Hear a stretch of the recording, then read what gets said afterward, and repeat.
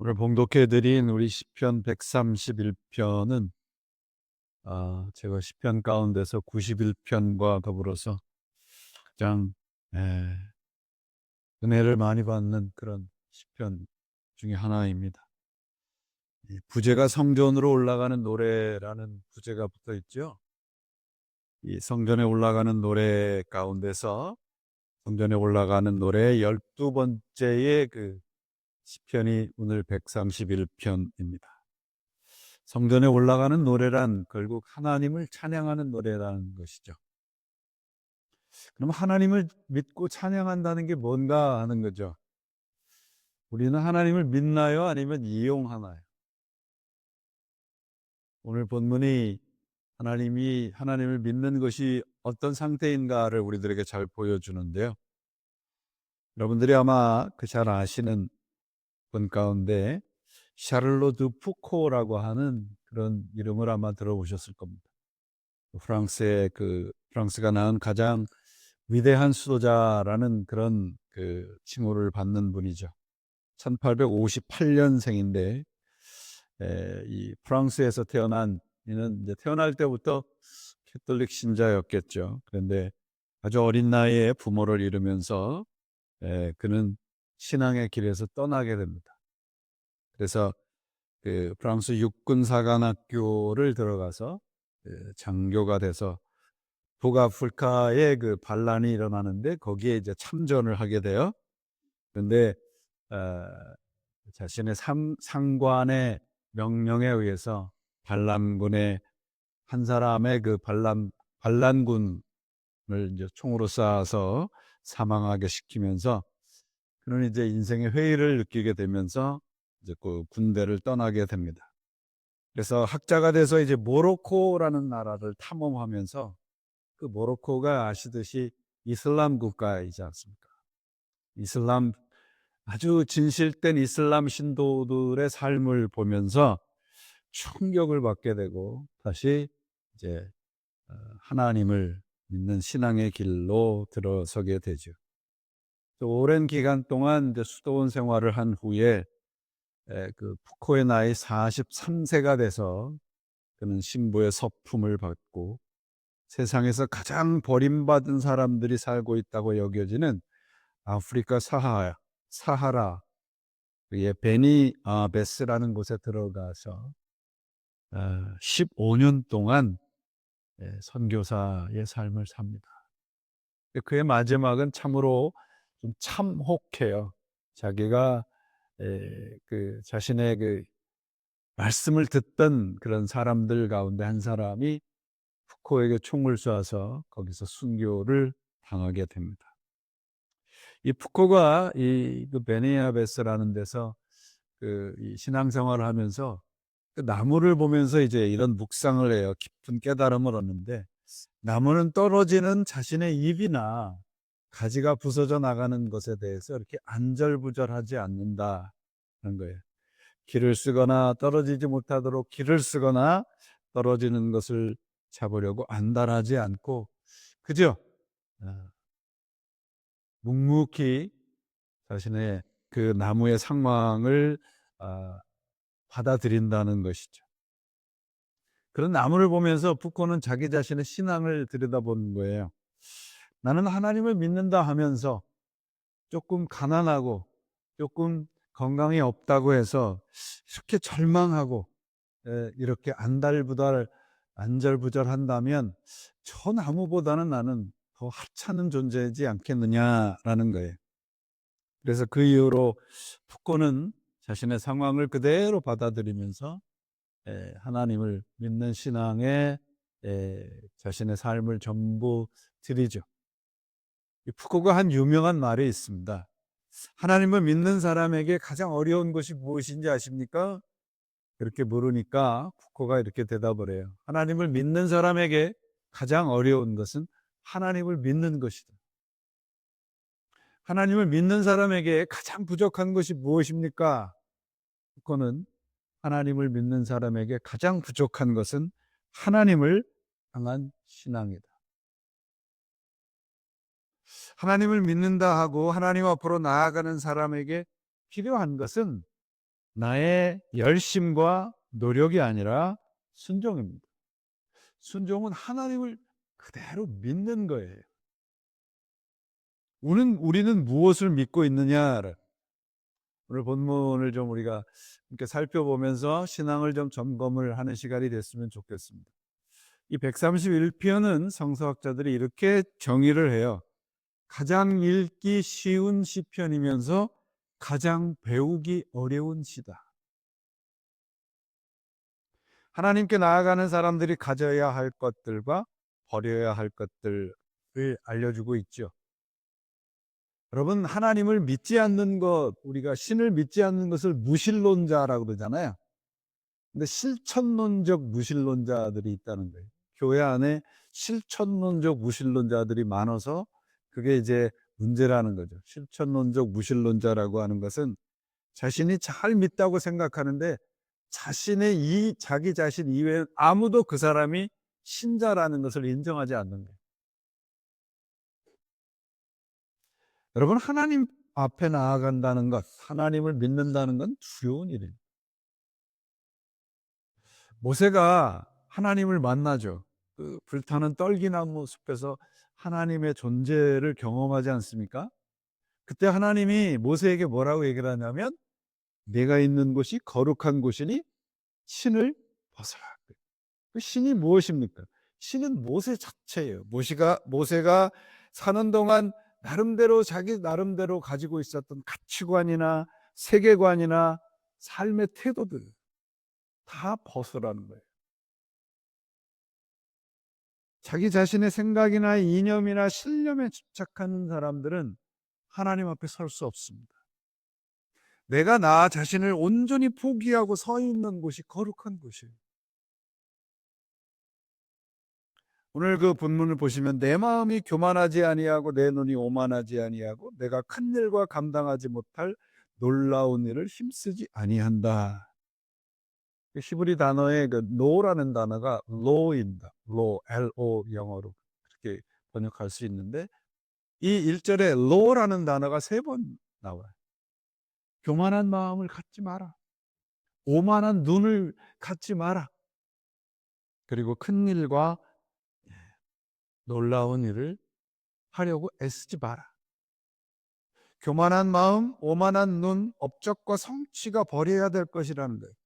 그런 것들은 하나님을 믿는 태도가 아니라는 거예요.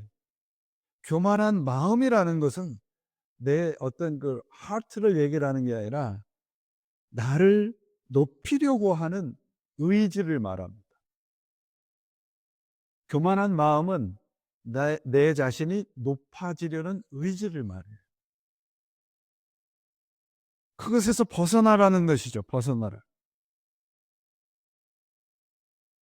그 인터넷에 보니까 어떤 그 재밌는 글이 있어요. 겸손과 이제 교만의 차이를 얘기를 하면서 호박하고 닭을 비유로 해서 얘기를 하는 거예요. 호박은 언제나 자기의 이름을 앞세운대요. 호박으로 죽을 쏘면 뭐가 돼요? 죽호박이 아니고 호박죽이 되죠. 그죠? 호박으로 떡을 만들면 호박떡이에요. 호박으로 전을 부치면 호박전이 돼. 그래서 호박은 언제나 자신의 이름을 앞세우기를 좋아한대요. 근데 박은 그렇지 않답니다. 박은 언제나 자기를 뒤에다 세운대. 우물물을 서오를 때 그거를 뭐라 그래요? 둘의 박이라고 그러죠. 그 다음에 표주 박이에요. 조롱 박. 박은 언제나 자기 자신을 다른 이름 끝에 둔다는 것이죠. 그래서 호박은 교만한 거고 박은 겸손하다고 해요. 물론 이제 재미있게 하려고 비유를 들은 거겠죠. 근데 교만한 마음과 오만한 길은 다른 게 아니고요. 내 스스로 나를 통제할 수 있다고 생각하는 거예요. 교만한 사람들이 흔히 하는 말이 있어요. 교만하다고 이렇게 평가를 받는 사람들이. 그게 뭐냐면 I know everything. 내가 다 알아. 어떻게 우리가 다 알 수 있어요? 세상을 알 수 있나요? 사람을 알 수 있나요? 또한 우리가 인생이 이렇게 힘들고 무거운 이유는 뭐냐 하면 언제나 큰 일을 해야 되고 놀라운 일을 해야 된다는 강박관념이 있을 때, 그래서 큰 일과 놀라운 일을 하려고 애쓰는 사람들을 보면 당장 오늘 해야 할 일들을 너무 소홀히 해요. 그래서 다른 사람에 대한 사랑을 하지 못하고 살아갑니다. 온 세상의 고민은 다 안다고 하면서도 가장 가까운 가족의 아픔은 헤아리지 못하는 사람들이 너무도 많죠.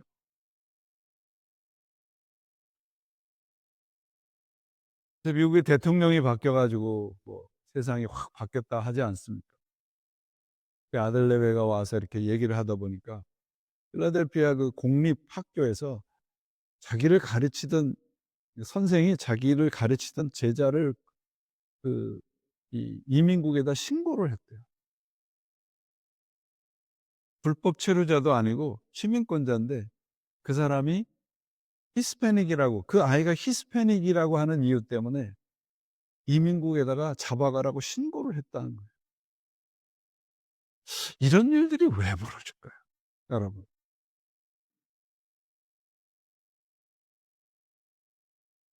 이 세상에서 우리가 큰 일을 한다는 것도 중요하죠. 그러나 여러분, 신실하다는 것은 더 중요합니다. 신실하다는 것은 사람들의 평가나 이런 것에 좌지우지되지 않는 거죠. 오만한 눈이라고 하는 것은 여러분, 눈이라는 것은 여러분 가장 우리가 인간의 감각 가운데서 직접적인 감각을 말씀하시잖아요. 눈을 통해서 세상의 정보를 습득하는 경우들이 참 많죠. 그래서 제 눈에 안경이라는 말이 있잖아요. 그래서 우리는 내 눈으로 보는 것이 전부라고 생각하고 그것이 진리라고 생각하는 경우가 참 많아요. 자기가 만든 틀을 통해서만 우리가 바라본다는 걸 자꾸 우리가 간과해 버린다는 거죠. 시인은 오만한 눈으로 세상을 보지 말라고 오늘 시편에서 말씀을 하고 있잖아요. 오만함이라고 하는 것은 남을 업신여기는 거죠. 근데 이런 사람들은 대개 보면 마치 우리가 그 음료수를 빨아먹는 대롱 있잖아요. 스트로와 같은 것으로 세상을 바라보는 것과 같습니다. 좁디 좁은 대롱으로 보는 눈을 가지고 살아가면서 다른 사람은 쳐다도 보지 않는 것이죠. 유사히 점점 좁아지는 시야를 가진 사람들이 목소리를 높이는 것이 그래서 참으로 위험해 보입니다. 여러분, 예수를 믿는 것은 무엇입니까? 예수님께서 부활하신 후에 제자들에게 찾아오셔서 성령의 모습으로 찾아오셔서 뭐라고 그래요? 너희가 성령을 받고 권능을 받으면 유대와 사마리아와 땅 끝까지 이르러. 내가 가지고 있는 담을 부수라는 거죠.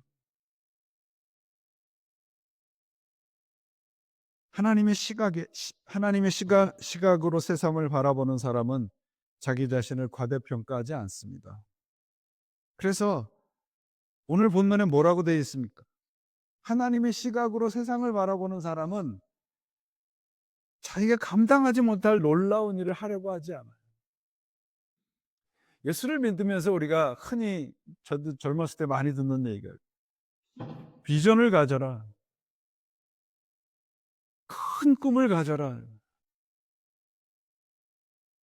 보이스 비 앰비셔스란 말이 있죠. 소년의 야망을 가져라. 그 말을 한 사람의 우리가 알지 못하는 단어가 하나 빠졌어요. Always be ambitious in Christ예요. 그리스도 안에서 하나님의 꿈을 이루어라. 그 말이죠. 여러분, 우리가 큰 일을 하고 놀라운 일을 하는 것도 중요하죠. 그러나 여러분, 하나님의 일을 이루는 건 더 중요합니다. 하나님의 일을 이루는 건 저는 이렇게 믿습니다. 오늘 우리가 살아가는 매일매일의 삶 속에서 그리스도인으로 살아가는 것. 저는 세상에서 그것이 제일 어렵다고 생각합니다. 너무 큰 것을 가지고 너무 큰 일을 이루려고 하지 않는다. 그런 일을 하지 말라고 되어 있잖아요. 큰 꿈을 가지고 세상을 살아가야 된다고 합니다. 여러분, 큰 것이라는 게 뭘까요? 큰 것은 대부분 목소리가 크다 그러죠. 숫자가 많고 힘이 많고 이런 것들을 크다고 얘기를 해요.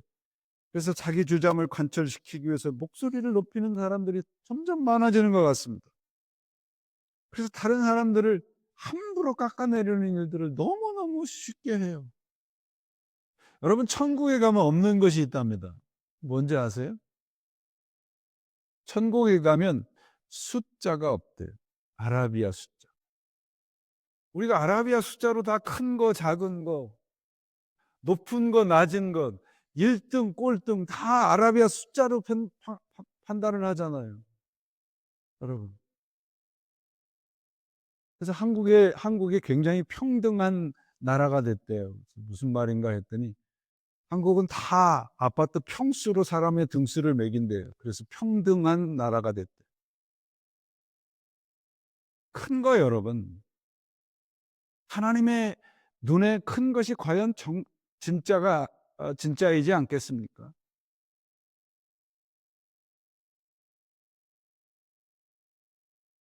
주님은 가장 낮은 자를 위해서 이 땅에 내려오셨잖아요. 그리고 그들을 위해서 죽어주셨지 않습니까? 분에 넘치는 놀라운 일들이라는 것은 결국은 뭐냐 하면 내 스스로 높아지려는 노력이에요. 내가 저 사람보다 낫고, 저 사람보다 많이 가졌고, 저 사람보다 많이 배웠고,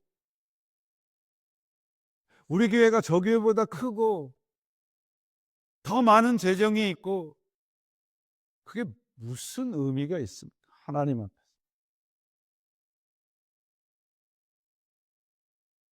자족할 줄을 모르고, 그런 사람들의 그 특징이 뭐냐 그러면 멈출 줄을 몰라요.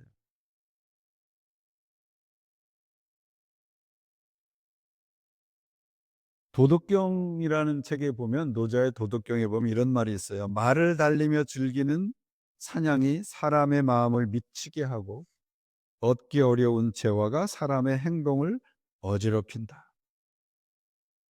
무슨 말씀인가? 오늘 본문의 말씀이에요. 큰 일을 내가 감당하지 못할 일에다가 삶의 목표를 두고 살아가는 사람들의 모습이죠. 자족하는 마음, 감사하는 마음, 이것이 우리 마음 속에 있는 불안을 없애게 해주는 해독제입니다. 우리에게 주어진 삶이 얼마나 놀랍고 얼마나 귀합니까? 그것을 우리는 인간의 기준에다 자꾸 맞추려다 보니까 불안해지고 점점 불평이 많아지는 거죠. 큰 일과 미치지 못할 기이한 일이라고 하는 것은 인간 이상이 되려고 하는 일을 멈추라는 거예요. 하나님이 주신 능력대로만 살기를 원하는 것이죠. 그래서 2절에 뭐라고 되어 있어요?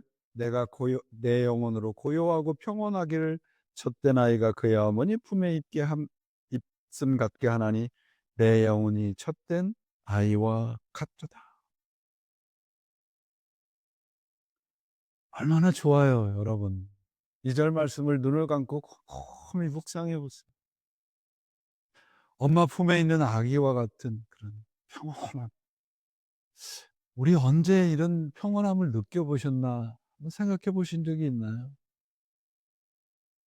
예수를 믿는다 하면서도, 예수를 믿고 세상에 살아간다고 하면서도 이런 평온함을 느껴본 적이 있나 생각이 들어요.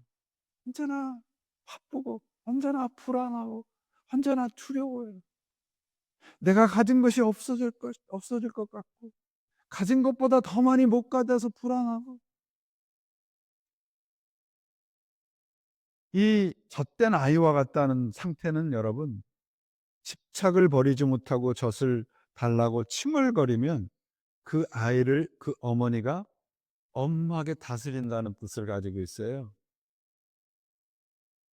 그러니까 이 어머니는 그 아이에게 지금 뭐가 필요한지를 아는 거죠. 젖이 필요한지, 단단한 음식이 필요한지. 그래서 3절을 뭐라고 그래요? 지금부터 영원까지 여호와를 바랄지어다. 여러분, 우리에게 필요한 것이 어머니의 젖인가요? 아니면 어머니인가요? 오늘 이 시인이 우리들에게 그걸 묻고 있는 거예요. 엄마의 젖을 먹기 위해서 엄마를 찾지, 젖을 먹기 위해서만 엄마를 찾는 그런 태도를 버리라는 거죠. 니체의 그 짜라투스트라는 이렇게 말했다는 책에 보면 인간의 정신을 세 가지로 구분을 해요. 첫째가 낙타가 되는 거래요. 낙타는 자신이 뭔가를 짊어지고 무거운 짐을 짊어지고 갈 그런 그 힘이 있는 것을 말하는 겁니다. 그래서 이 니체가 무슨 얘기를 하면 이 세상에서 제일 무거운 짐이 뭔지 아느냐? 바로 네 자신이다. 나 자신이 제일 무거운 거래요. 그래서 이 낙타의 상태를 영어에 I should라고 얘기해요. I should. 내가 이거는 반드시 해야 될 거야. 두 번째 상태는 사자의 상태입니다. 사자는 뭐냐면 여러분 잘 아시죠? 사자는 뭐 짐승 모든 그 이 동물의 왕이라고 그러잖아요. 사자는 스스로 주인이 되려는 정신을 말합니다. 남의 눈치를 보거나 남을 추종하지 않고 그저 자기 자신만 최고인 것처럼 살아가는 거예요. 그래서 새로운 삶을 위해서 스스로가 왕이 되는 거죠. 그래서 이런 상태를 영어로 I will이라고 그래요. I will. 세 번째의 가장 위대한 상태는 뭐냐 그러면 어린아이. 순수하고 순종적이죠. 그래서 이런 상태를 영어로는 I am as I am 이렇게 표현을 하더라고요. 예수님께서는 뭐라고 말씀하셨어요? 너희가 어린아이 같지 않으면 천국에 들어가지 못한다고 돼 있잖아요. 우리 다 천국 가고 싶잖아요. 그죠? 그러면 내가 어린아이 같은가 아닌가 우리가 살펴봐야 되지 않겠습니까? 우리는 낙타와 같이 사자와 같이 분주하고 세상을 평정할 듯이 숨가쁘게 살아갑니다. 어린아이 상태라고 하는 것은 여러분, 젖을 뗀 어린아이라고 하는 것은 젖을 먹고 배부르기 위해서만 엄마를 찾지 않는 상태를 말해요. 그저 어머니의 품이 그리워서 찾는 거예요. 그게 진정한 신앙의 모습입니다. 세상을 평정할 수 있는 길은 여러분, 하나님으로 만족하며 살아가는 것입니다. 성숙한 사람은 어른은 엄마의 젖을 먹기 위해서 엄마를 찾지 않잖아요. 그저 엄마의 품이 그립고 그저 어머니라는 단어만 떠올려도 마음이 몽글몽글해져. 어머니라고 하는 그런 단어만 생각이 나도 어머니의 냄새 그리워지잖아요. 왜 우리의 신앙은 그렇지 못할까요? 왜 하나님과 우리와 관계는 그저 젖을 먹여주고 그것만을 받아먹는 상태로 머물러 있나요? 젖을 뗀 아이는 그래서 항복한 상태입니다. 고요하고 평온한 영혼은 항복과 순종의 상태예요. 그래서 항복과 순종의 반대말은 오늘 본문에 나오는 교만과 오만이에요. 성숙의 최고의 경지는 순종입니다. 젖을 뗀 어린아이의 영혼으로 사는 거예요. 시인 김기택이라는 분의 그 시에 보니까 젖을 뗀 아이가 잠을 자는 상태를 이렇게 표현을 했어요.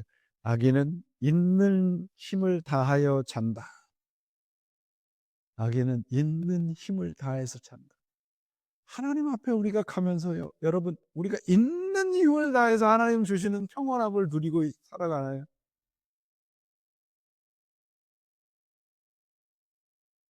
서예를 하시는 분들은 아시겠지만 서예에서 최고의 경지를 환동이라고 얘기를 한대요. 환동. 환동이라고 하는 것은 어린아이로 돌아간다는 뜻이죠.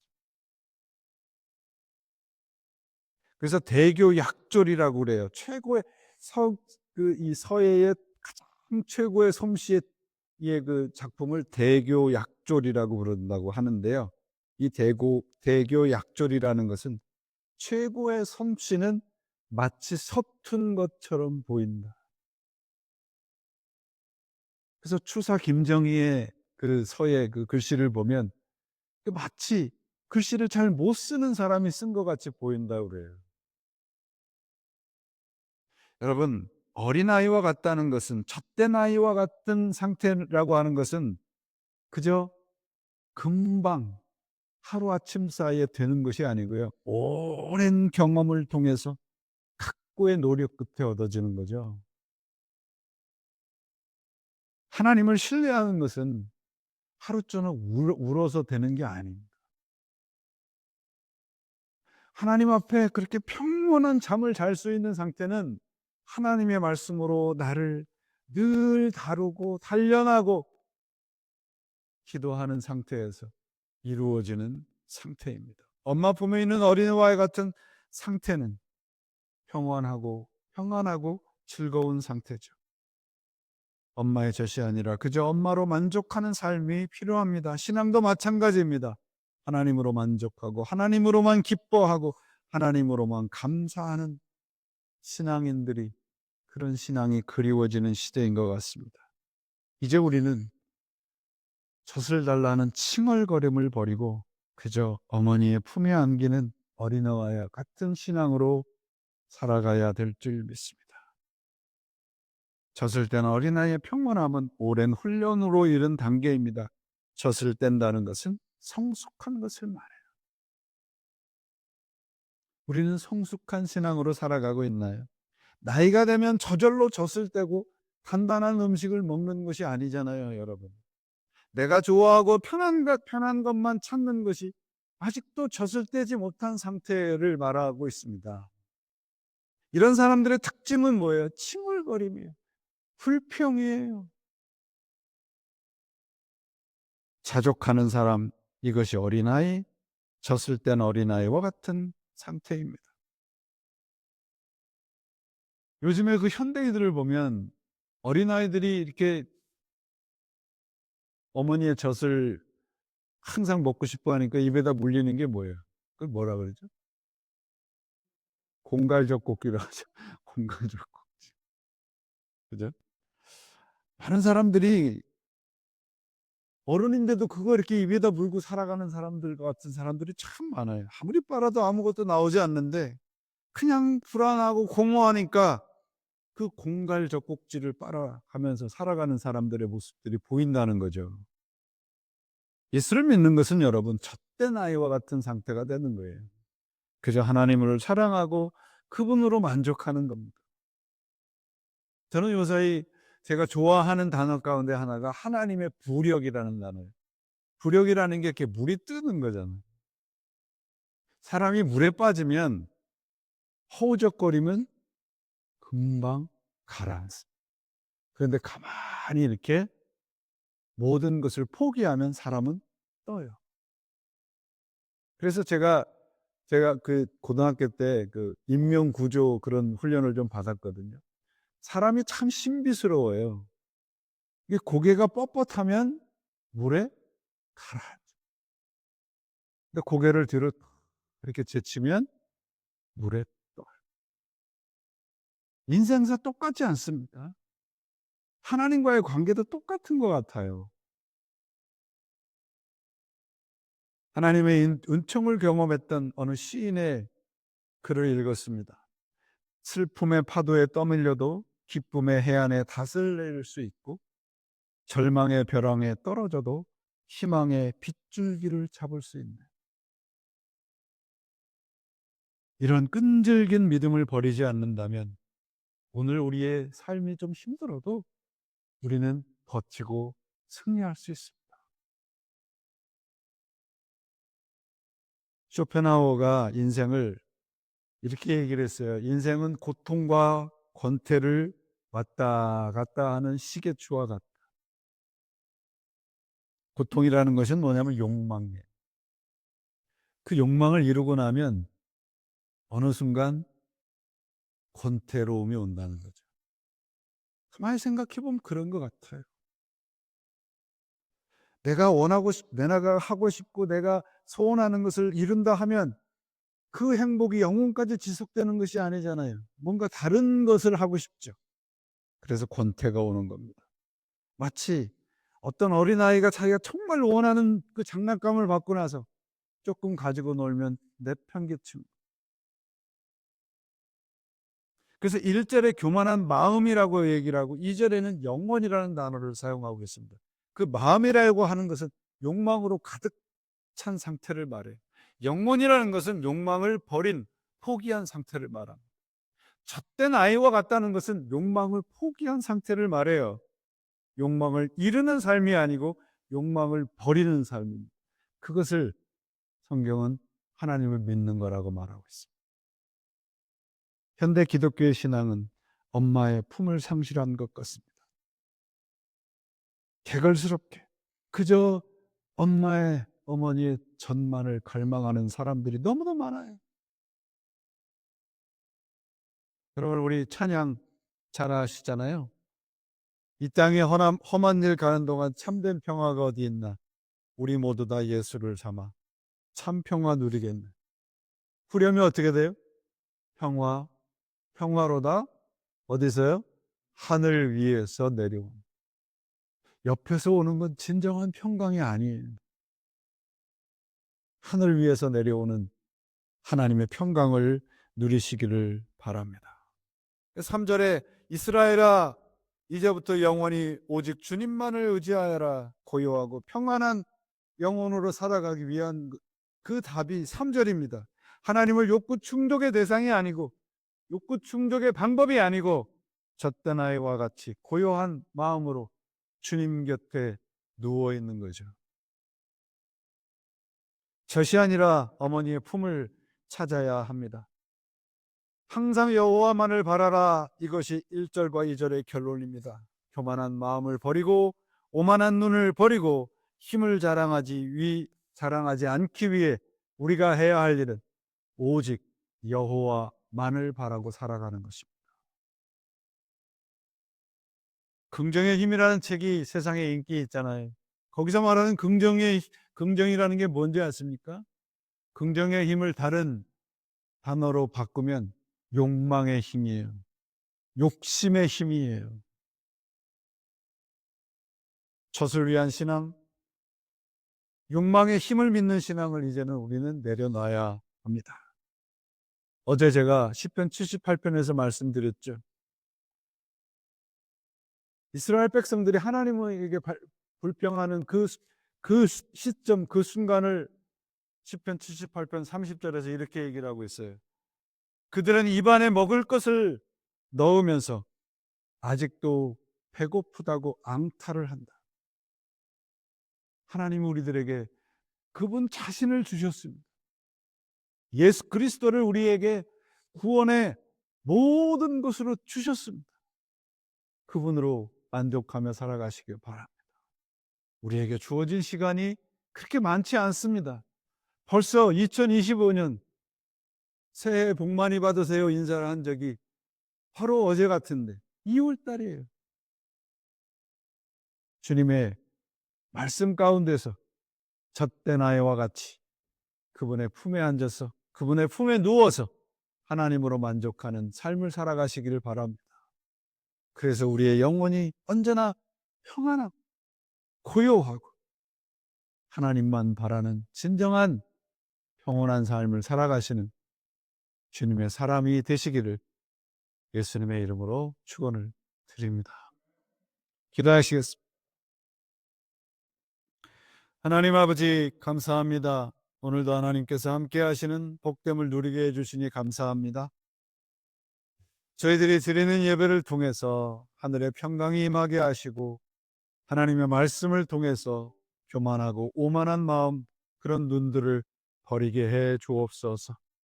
어머니의 품에 있는 젖된 아기처럼 주님으로 인하여 늘 기뻐하고 평온하며 감사하는 주의 사람으로 살아가도록 도와주옵소서. 예수 그리스도 이름으로 기도합니다. 아멘.